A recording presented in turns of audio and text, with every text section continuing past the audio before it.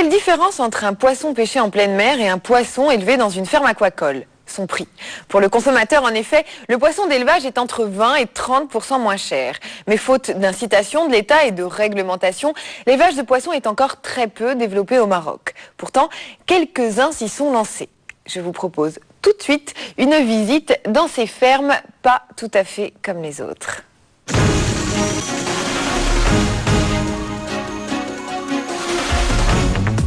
Du poisson à profusion toute l'année. Seule l'aquaculture peut satisfaire ce caprice de plus en plus répandu chez les Marocains. Loups, moules, dorades ou huîtres, les parcs aquacoles commencent à se multiplier au Maroc et le poisson d'élevage s'impose de plus en plus sur les étals des poissonniers. Pourtant, malgré ses 3500 km de côte, le Maroc peine à faire décoller sa production aquacole. Ça nous coûte en moyenne 10 000 dirhams par jour. L'aquaculture, bien sûr, c'est un secteur d'avenir. Quelques précurseurs tirent leur épingle du jeu, poissons, crustacés, les commandes affluent, ce nouveau business a le vent en poupe. Samedi matin, un marché de poissons à Casablanca. Les clients affluent à la recherche de poissons frais. Crevettes, calmars, loups, dorades, ici, on trouve de tout. Mais tout ne vient pas du grand large. Une bonne moitié de ces poissons proviennent de bassins d'élevage en mer. Et ça, les acheteurs ne le savent pas, c'est le vendeur qui le dit.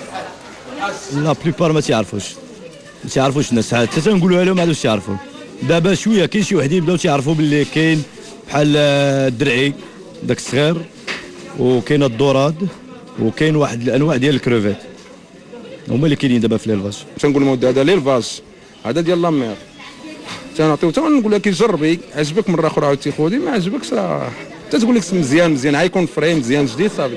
Quel iqbal عليه. On ne fait pas la différence. Peut-être que s'il y avait la différence et si on nous expliquait si c'est un poisson d'élevage ou c'est un poisson sauvage qui vient d'être pêché et qu'on nous montre une différence de prix, peut-être que ce serait un argument pour aller vers l'un ou vers l'autre en fonction des bourses. Le prix, un bon moyen de reconnaître le poisson d'élevage. En moyenne 30% moins cher que son concurrent pêché en haute mer. Il est aussi un peu plus petit, disponible en permanence. Pas étonnant qu'on en trouve de plus en plus sur les étals des poissonniers. Mais avant d'arriver sur ces étals, quel chemin parcouru? Le port de Mderk, au nord du Maroc. Ici, la spécialité, c'est l'aquaculture. Ce matin-là, escapade en mer pour Mohamed Septi. C'est l'homme au gilet bleu. Mais pas question d'une partie de pêche entre amis. C'est pour affaire que M. Septi prend le large. Cadre des finances à la retraite, le voici converti à l'aquaculture. À 3 km des côtes, il nous présente fièrement ses fermes aquacoles. Il y en a 15 en tout, répartis sur pas moins de 10 hectares. Monsieur Septi est le seul au Maroc à posséder des parcs de poissons en haute mer. Sa spécialité, c'est le loup, qu'on appelle aussi le bar. Ces alevins venant de l'étranger, contrôlés, mis dans la cage et suivis journalièrement. On leur donne l'aliment le matin et l'après-midi, l'année entière, qu'elle soit fériée ou non, sauf quand la mer est mauvaise, est agitée, où on ne peut pas arriver à alimenter le poisson. Cet aliment est fabriqué ici au Maroc. Ça revient moins cher à Mohamed Septi. Il fut un temps, il s'approvisionnait à l'étranger. Mais même avec un produit local, quand on récolte 260 tonnes de poissons tous les 18 mois, ça pèse lourd dans le budget. Pour alimenter l'ensemble des cages de la ferme, qui se compose d'une quinzaine de cages, comme je l'ai dit tout à l'heure, ça nous coûte en moyenne 10 000 dirhams par jour. Pendant ce temps-là, à l'autre bout de la baie de Mdir, non loin des côtes, une autre embarcation trace son sillage à vive allure. L'homme à la barre sait exactement où il va. Direction ces drôles de plateformes flottantes. Elles aussi jouent un rôle central dans la filière de l'aquaculture. Et Paul Segondi en connaît chaque centimètre, c'est normal. Ces parcs flottants lui appartiennent. Ce sont les structures d'élevage qui sont faites en bois d'eucalyptus. Donc bois d'eucalyptus qui viennent des forêts de la région du Rab, qui ont environ une surface de culture autour de 250 mètres. Et l'on espère produire pour cette année environ une cinquantaine de tonnes par plateforme. Au gré de la houle, on accoste sur la plateforme de bois. Et là, surprise, l'élevage dont nous parle Paul Secondi, ce ne sont plus des poissons, mais bel et bien des moules, autre trésor de la filière aquacole. Mais la récolte de cette manne marine, facile en apparence, nécessite en fait de lourds investissements. Certains appareils et autres pièces détachées nécessaires au montage et à l'assemblage des structures sont lourdement taxés et donc ça pénalise dans le budget de développement, d'installation de l'entreprise dans ce type de projet. Retour à terre, car c'est ici que le voyage de ces moules commence vraiment. Ça va, vous allez bien? Avant d'aller grandir à l'ombre des plateformes marines, les moules sont d'abord triés par ses petites mains. Seuls les meilleurs seront sélectionnés pour la culture. Elles vont avoir quel poids? Autour de 120 kg. Cette opération est une opération de mise en corde pour pouvoir transporter ce que nous appelons le naissin, donc l'espèce naturelle qui est fixée sur des cordes. Pendant ce temps-là, du côté des poissons, on s'active aussi.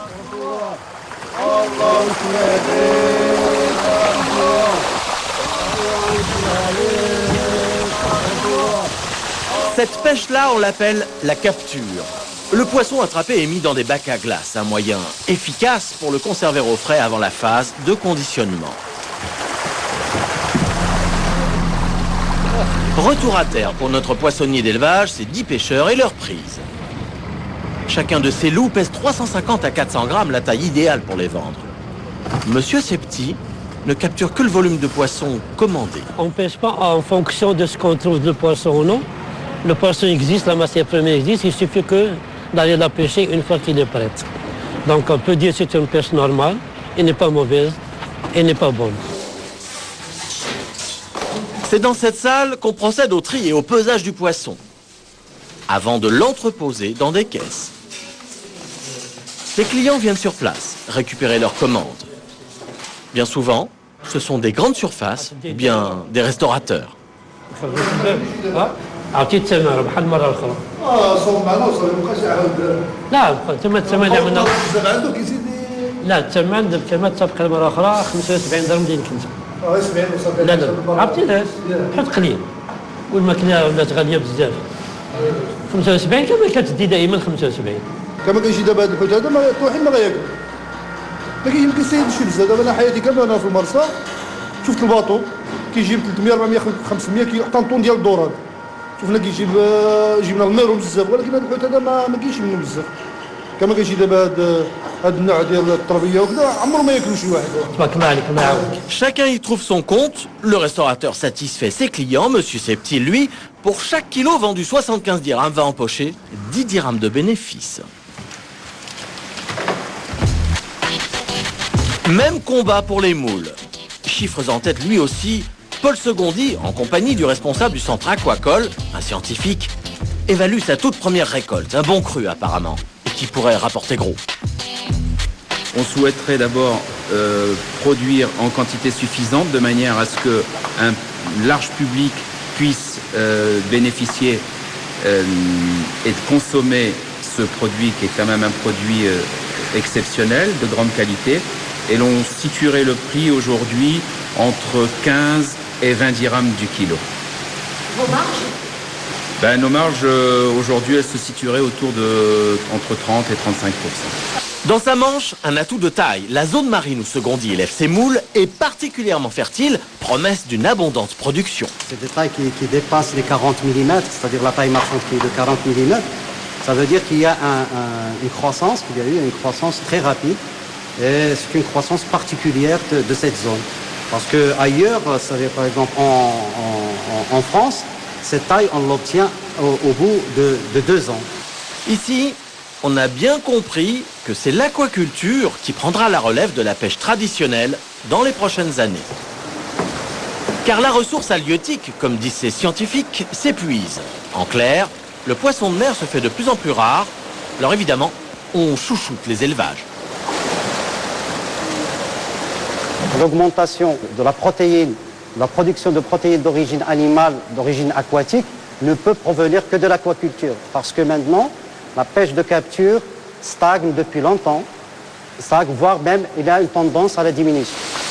Reste une question quand même. Ces gros poissons d'élevage ont-ils le même goût et surtout, offrent-ils la même qualité que le poisson sauvage? Ce n'est pas le cas de la volaille en aviculture. On ne parle pas de djej bldé ou djej romi. C'est ici pour le poisson d'aquaculture. Au niveau composition en acides gras polyinsaturés, c'est identique. Et tout dépend du régime alimentaire et de la composition en nutriments des aliments qu'on distribue aux poissons. Pour en avoir le cœur net, direction le restaurant. Il est midi, c'est le rush en cuisine. Notre restaurateur s'apprête à recevoir ses premiers clients. Le poisson pêché ce matin est minutieusement préparé. Il n'attend plus que d'être servi. Verdict. أنا كنظن ما لاحظتش فيه شي فرق بين اللي مربي والبحر. أنا الصراحة هي هذه. ما كنظنش أنا. أقل بالنسبة لي كيجيني بنين هاد الحساية. Au même moment, à l'autre bout de la ville, Paul Secondi tente de convaincre ce restaurateur de la qualité de ses moules.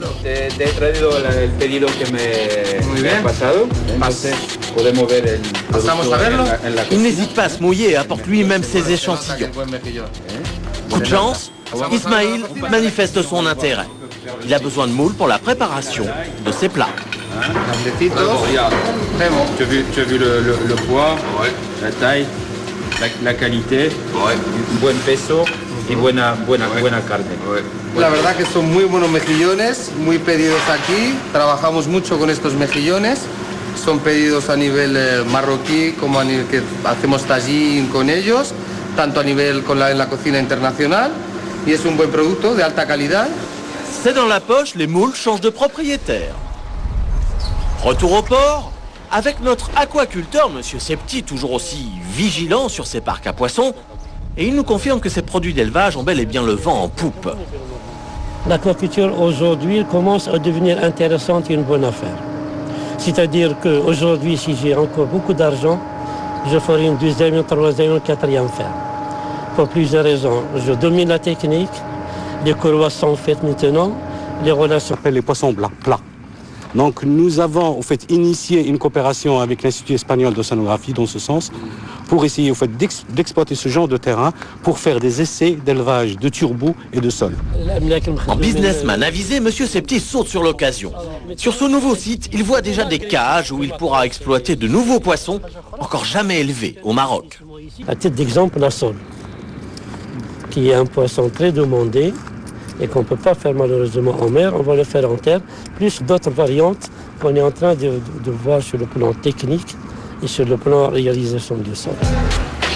Des aquaculteurs audacieux et motivés, des scientifiques rassurants et surtout des consommateurs qui en redemandent.